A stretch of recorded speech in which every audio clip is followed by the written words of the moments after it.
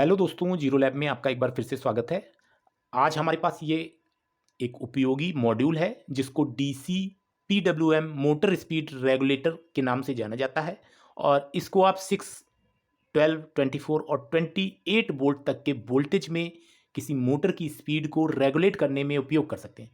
पहले समझते हैं कि इसको उपयोग कहाँ किया जा सकता है। जैसे हमारे घरों में डीसी फैन है, जैसे डीसी कूलर होते हैं उनमें भी डीसी मोटर होती है, ऐसे ही डीसी फैन जो है उसमें भी डीसी मोटर होती है।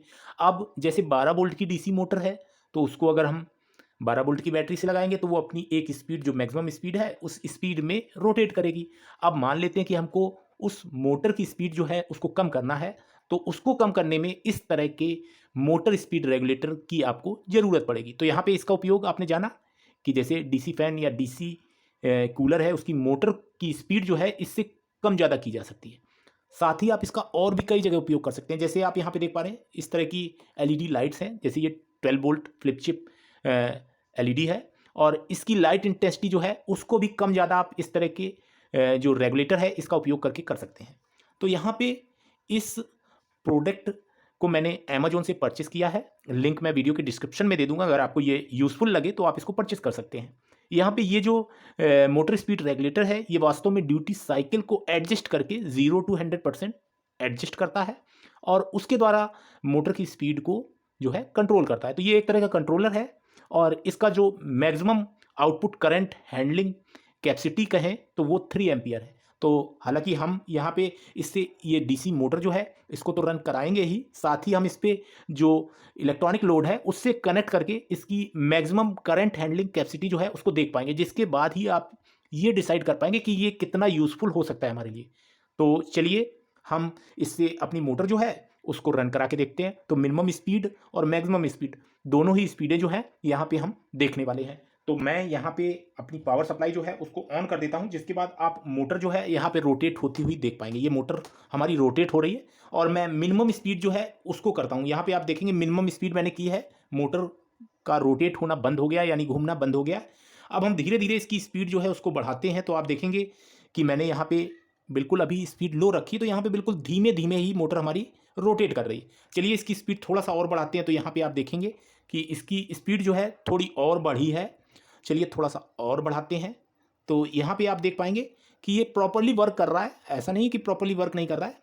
आप इससे मोटर की स्पीड जो है उसको बिल्कुल अच्छे से कंट्रोल कर सकते हैं। यहाँ पे आप देख पाएंगे मैं धीरे धीरे इसकी स्पीड जो है उसको बढ़ाता हूँ और यहाँ पे इस तरीके से हमारी मोटर जो है प्रॉपर तरीके से वर्क कर रही है। अब मैंने इसकी स्पीड जो है मैक्सिमम की है और यहाँ पे ये काफ़ी तेज़ी से रोटेट कर रही है। तो यहाँ पे इसकी स्पीड जो है उसको हम कंट्रोल कर सकते हैं, यानी इसको हम डीसी मोटर की स्पीड कंट्रोल करने के लिए बड़ी आसानी से उपयोग कर सकते हैं और ये बड़ी अच्छे तरीके से काम करता है। तो अब हम क्या करेंगे कि यहाँ पे इसको इलेक्ट्रॉनिक लोड के साथ में जोड़कर और फिर इसकी टेस्टिंग जो है उसको करेंगे। उससे पहले मैं यहाँ पे आपको इस डीसी वोल्टेज रेगुलेटर में इस्तेमाल होने वाले कंपोनेंट्स के बारे में थोड़ी सी जानकारी यहाँ पे दूंगा। तो यहाँ पे इसके ऊपर एक हीट सिंक लगी है, इसको मैं रिमूव कर देता हूँ, जिसके बाद इसमें लगे हुए कंपोनेंट जो हैं वो हम देख पाएंगे कि यहाँ पे कौन कौन से कंपोनेंट का उपयोग किया गया है। तो यहाँ पे एक बैक साइड में एक स्क्रू लगा हुआ है जिसको मैंने रिमूव किया है और इसके बाद हम इसके ऊपर लगी हीट सिंक जो है इसको हटा पाएंगे।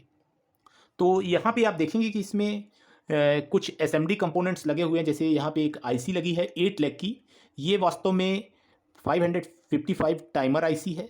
इसके अलावा आप यहाँ पे देख पाएंगे कि एक यहाँ पे ये 3 लेग का ट्रांजिस्टर टाइप का लगा हुआ है। ये वास्तव में 78L05, जैसे 7805 हमारा वोल्टेज रेगुलेटर आईसी होती है उसी तरह की उसका छोटा रूप है 78L05, यानी जो 7805 वोल्टेज रेगुलेटर होता है वो 1 एम्पियर तक का करंट जो है उसको आउटपुट कर सकता है, लेकिन ये जो है 100 मिली एम्पियर करंट ही आउटपुट कर सकता है। तो यहाँ पे हल्का करंट हमें ज़रूरत है, तो यहाँ पे हमने वोल्टेज रेगुलेटर जो है 78L05 का उपयोग किया। चलिए यहाँ पे और भी कंपोनेंट्स लगे हुए हैं। जैसे आप यहाँ पे देख पाएंगे कि एक यहाँ पे कंपोनेंट लगा है 3 लेग का, मॉसफेट जैसा दिख रहा है। इस पे मेंशन है LR7843। तो ये जो है ये पावर मॉसफेट है और यहाँ पे जैसे Z44 होते हैं उसी तरह का ये एक मॉसफेट है। इसके अलावा आप यहाँ पे देख पाएंगे कि ये एक और सेम ऐसा ही दिखने में कंपोनेंट लग रहा है, लेकिन वास्तव में ये एक शॉर्टकी डायोड है जो कि पावर शॉर्टकी डायोड है। इस पे मेंशन है S1045, यानी 10 एम्पियर और 45 वोल्ट पे इसको ऑपरेट किया जा सकता है। तो यहाँ पे ये एक पावर सॉर्ट की रेक्टिफायर है। इसके अलावा इसमें कुछ और एसएमडी कंपोनेंट्स लगे हुए हैं और यहाँ पे एक पोटेंशियोमीटर लगा हुआ है। साथ ही आप देखेंगे कि यहाँ पे इलेक्ट्रोलाइट कैपेसिटर लगे हुए हैं और इन इलेक्ट्रोलाइट कैपेसिटर पे क्या मेंशन है हम ये देख पाएंगे, 220 माइक्रोफैरड और 35 वोल्ट। तो यहाँ पे ये हमने इसके कंपोनेंट जो हैं उनको जान लिया है। चलिए अब हम इसकी टेस्टिंग जो है वो करते हैं। तो यहाँ पे मैंने मोटर से तो आपको इसको टेस्ट करके दिखा ही दिया है और मोटर पे ये प्रॉपर्ली वर्क कर रहा है, लेकिन ये मोटर जो है ये हमारी बहुत कम करंट पे वर्क करने वाली है। और अगर कोई मोटर काफ़ी ज़्यादा करंट जो है वो कंज्यूम करती है, ऐसी स्थिति में क्या हमारा ये रेगुलेटर जो है वो कैपेबल है उसको ड्राइव करने के लिए, उसकी स्पीड को रेगुलेट करने के लिए, यानी उसकी स्पीड को कंट्रोल करने के लिए। तो यहाँ पे हम इलेक्ट्रॉनिक लोड जो है उससे इसको कनेक्ट करेंगे। तो यहाँ पे मैंने आपको दिखाना है, पहले आप यहाँ पे देख पाएंगे कि जो हमारा सोर्स है उसकी केबल मैंने काफ़ी मोटी ली है और यहाँ पे इसमें मैं जो इनपुट करंट दे रहा हूँ वो लगभग 20 एम्पियर तक का करंट जो है वो दे पाऊँगा इस केबल से। तो यहाँ पे ये काफ़ी मोटा इनपुट केबल है जिसको मैंने यहाँ पे आप देख पाएंगे पावर माइनस और पावर प्लस के साथ में जोड़ा है और मोटर प्लस और मोटर माइनस पे मैंने 2 वायर्स लगाए हैं। तो यहाँ पे मैं इसको अपने इलेक्ट्रॉनिक लोड के साथ कनेक्ट कर रहा हूँ, जैसा कि आप यहाँ पे देख पाएंगे। और इस तरीके से अब हमें यहाँ पे दिख रहा है कि इस समय इसके द्वारा जो आउटपुट वोल्टेज है वो 2.29 वोल्ट यहाँ पे दिखा रहा है, 2.3 वोल्ट। इसका मैक्सिमम जो आउटपुट वोल्टेज है वो हम देखते हैं। तो यहाँ पे आप देख पाएंगे कि जो मेरा इनपुट वोल्टेज है वो मैक्सिमम की स्थिति में पूरा यहाँ पे जाएगा तो 11.85 दिखा रहा है, यानी लगभग 12 वोल्ट के करीब हमारा आउटपुट हो रहा है। तो इस तरीके से जब हम मैक्सिमम करते हैं तो ये 100% ड्यूटी साइकिल होती है। चलिए हम मैक्सिमम में ही इस पे लोड जो है 3 एम्पियर डाल के देखते हैं। जैसे हमारी 3 एम्पियर लोड वाली मोटर अगर हो तो यहाँ पे क्या वो प्रॉपर्ली वर्क कर पाएगी। तो मैं यहाँ पे इसको सेट करता हूँ। आप यहाँ पे देख पाएंगे कि मैं इसको 3 एम्पियर में सेट कर दिया है। अब चलिए इस पे हम क्या करते हैं, 3 एम्पियर का लोड जो है वो डाल के देखते हैं। तो मैं यहाँ पे ऑन करता हूँ, आप देख पाएंगे कि ये प्रॉपर्ली वर्क कर रहा है और करंट जो है 3 एम्पियर कंज्यूम हो रहा है, जैसा कि आप देख पा रहे हैं। और अब हम क्या करते हैं कि 3 एम्पियर में तो ये प्रॉपर तरीके से वर्क कर रहा है, किसी तरह की कोई हीटिंग हमें महसूस नहीं हो रही है। अब हम क्या करते हैं कि 5 एम्पियर का लोड जो है वो डाल के देखते हैं। तो यहाँ पे आप देखेंगे कि मैं जो एम्पियर है वो बढ़ा के 5 एम्पियर कर देता हूँ, उसके बाद भी ये प्रॉपर तरीके से काम कर पा रहा है और यहाँ पे किसी तरह की कोई जो है दिक्कत महसूस नहीं हो रही है। प्रॉपर तरीके से ये जो रेगुलेटर है ये वर्क कर रहा है। चलिए अब हम 8 एम्पियर का लोड जो है वो डाल के इस रेगुलेटर को देखते हैं।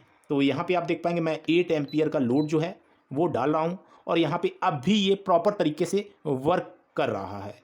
तो चलिए मैं इसकी जो हीट सिंक है उसको भी देखता हूँ। हीट सिंक भी हमें हीट होती हुई महसूस नहीं हो रही, नॉर्मल है, बिल्कुल कोई दिक्कत नहीं है और ये जो स्पीड रेगुलेटर है ये प्रॉपर्ली वर्क कर रहा है। तो चलिए अब हम 10 एम्पियर का लोड जो है वो डाल के देखते हैं। तो मैं यहाँ पे करंट जो है वो 10 एम्पियर कर देता हूँ, जिसके बाद आप देख पाएंगे कि ये अब भी प्रॉपर्ली वर्क कर रहा है और इस समय इसका जो टोटल पावर है वो आप देख पाएंगे 101.5 वाट है। तो अभी भी ये प्रॉपर वर्क कर रहा है। चलिए हम जो एम्पियर है उसको और बढ़ाते हैं। उससे पहले मैं आपको बता देता हूं कि यहाँ पे the maximum output power of this module is 80 watt only, लेकिन यहाँ पे हमने 100 वाट के ऊपर जो है इस पे लोड जो है वो डाल दिया है और इसके बाद भी ये प्रॉपर तरीके से वर्क कर रहा है। किसी तरह की कोई हीटिंग मुझे महसूस नहीं हो रही है इसकी हीट सिंक पे। तो यहाँ पे आप देख पा रहे हैं मैंने 12 एम्पियर का लोड जो है वो डाल दिया है और अब भी ये प्रॉपरली वर्क कर रहा है और यहाँ पे आप देख पाएंगे कि